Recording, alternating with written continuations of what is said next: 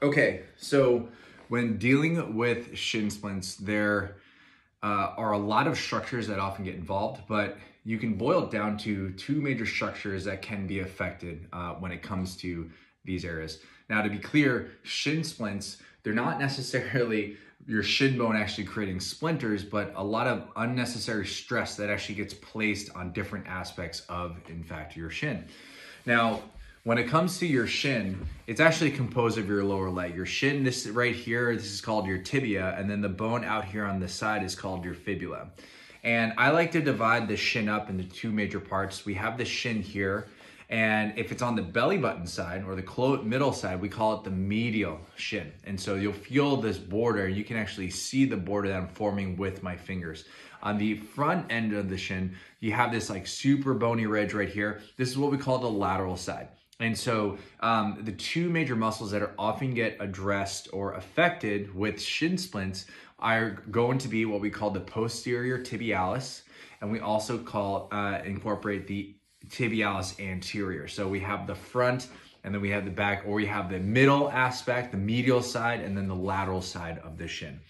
Now, if it's the medial side of your shin, and you're feeling this pain a little bit higher up, we're dealing mostly with the posterior tibialis. The posterior tibialis muscle is responsible for pointing your toe down, we call this plantar flexion, and then also inverting, which is called inversion, as if you're kind of rolling your ankle.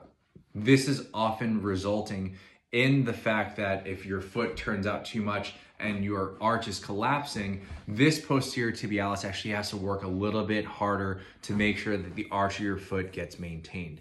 And so if your foot is turned out, or if you are pushing off in this direction and you're trying to maintain this arch, this muscle has to work really hard. So if this is the area where it's being affected, what you can do is do what is called a pin and stretch, where you take your thumb and you place it on the tender side, and we're gonna call it the tender side, and you're gonna apply enough pressure to place the skin, maybe feel a little bit of tenderness because it's a muscle that's been worked a lot. And what you're going to do is we're gonna stretch and move in the direction opposite of what it's used to be doing. So if it is focusing on inversion and plantar flexion, we're gonna be thinking about dorsiflexion and eversion, or kind of flatten out the foot. So you're gonna pin that muscle, right? And you can use your floor as a rotation point. You're gonna point your toe up and turn your foot out. Point your foot up, turn it out. And it gives that muscle an opportunity to lengthen without putting too much stress on that area. This is going to improve blood flow and calm it down a little bit. Number two, if you're experiencing the pain on the outside edge of the shin, so say for example, here's the shin again, belly button side, the medial side, and then this is away from the belly button, we call this the lateral side. We're looking at the tibialis anterior. The tibialis anterior is the majority of this muscle right here.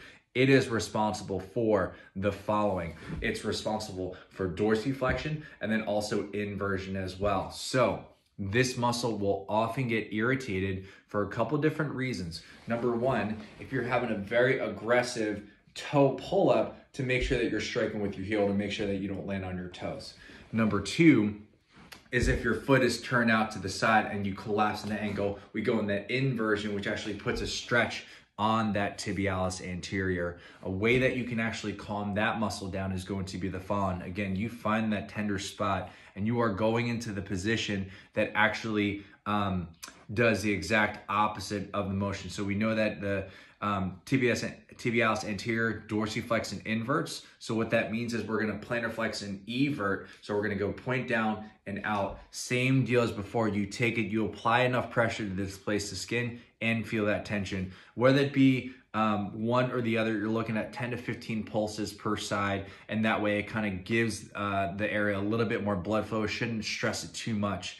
Now, the big thing about this is that you need to make sure that you are putting as little demand, or like the normal amount of demand, on your foot muscles. And so what that means is you want to make sure that if you're running, that the foot doesn't collapse. And the way that you do it is by making sure that you are landing probably in more so the middle of the foot as we're doing this. And then also when we're landing, to make sure that foot doesn't turn out. And so a way that I like to think about it is I like to try to pull dirt up with your foot. And so when you're running, you want to make sure that you're not landing like this, and that you're not landing like this, and that if you're looking at me from the side, side, my foot isn't turned out to push this way, because that's actually going to be putting a lot of issues. And in fact, if you do notice that when you're running, that you actively try to pull your foot up really aggressively, let the foot be nice and relaxed. You want to think about having loose ankles, especially when you're running. So go ahead and try those stretches out, but consider those. Focus on having loose ankles, and that's going to give you an opportunity to let those muscles calm down.